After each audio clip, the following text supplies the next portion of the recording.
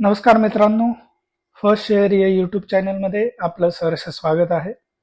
आज आपण कॅन्डलस्टिक म्हणजे काय, त्याची सुरुवात कुठून झाली, त्याचा इतिहास, त्याचे मुख्य 4 भाग आणि कॅन्डलस्टिकचे प्रकार किती हे जाणून घेणार आहोत.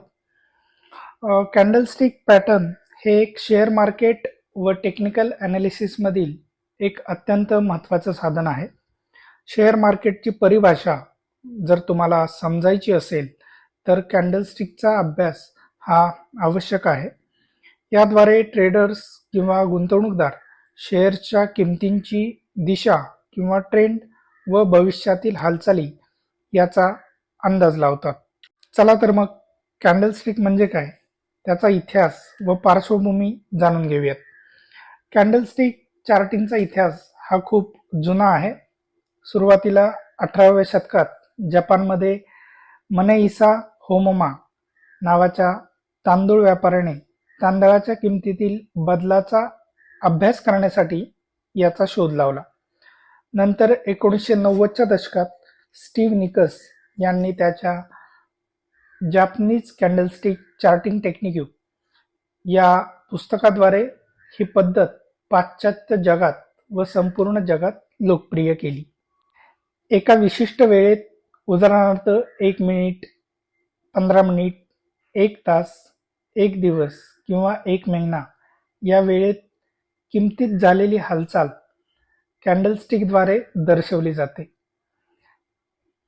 आता आपण कॅन्डलस्टिक कशी तयार होते किंवा त्याचे मुख्य भाग समजून घेऊयात. एका कॅन्डलचे मुख्यतः 4 भाग असतात. त्यातील पहिला भाग आपण पाहूयात, ओपन. एका ठराविक वेळेची कॅन्डल तयार होत असताना त्या शेअर्सची सुरुवातीची किंमत म्हणजेच ओपन. दुसरा भाग, क्लोज. एका ठराविक वेळेची कॅन्डल बंद होत असताना त्या शेअर्सची बंद होण्याची किंमत म्हणजे क्लोज. तिसरा भाग, हाय म्हणजेच उच्चांक. एका ठराविक वेळेच्या कॅन्डलमध्ये त्या स्टॉकने किंवा त्या शेअर्सने सर्वात जास्त गाठलेली किंमत. चौथा भाग, लो म्हणजेच निच्चांक. एका ठराविक वेळेच्या कॅन्डलमध्ये त्या शेअर्सने सर्वात कमी गाठलेली किंमत म्हणजेच लो. कॅन्डलच्या जाड भागाला बॉडी म्हणतात आणि वरती किंवा खाली असणाऱ्या बारीक रेषांना शॅडो किंवा वीक असे म्हणतात. आता आपण पाहूयात कॅन्डलचे प्रकार किती. तर मुख्यत्वे कॅन्डलचे 2 प्रकार असतात. त्यातील पहिला प्रकार हा बुलिश कॅन्डल. ही सहसा हिरव्या व पांढऱ्या रंगाची असते. शक्यतो मार्केटमध्ये बुलिश कॅन्डल दाखवण्यासाठी हिरवा रंग वापरला जातो. जेव्हा शेअर्सची किंमत वाढते तेव्हा ही कॅन्डल तयार होते. यात ओपन म्हणजेच सुरुवातीची किंमत खाली असते व क्लोज म्हणजेच शेवटची किंमत ही वरच्या बाजूला असते. याचा अर्थ खरेदीदारांचे मार्केटवरती वर्चस्व होते. कॅन्डलचा दुसरा प्रकार, बेरिश कॅन्डल. ही सहसा लाल किंवा काळ्या रंगाची असते, पण शक्यतो मार्केटमध्ये बेरिश कॅन्डल दाखवण्यासाठी लाल रंगाचा जास्त वापर केला जातो. जेव्हा शेअरची किंमत खाली येते तेव्हा ही कॅन्डल तयार होत असते.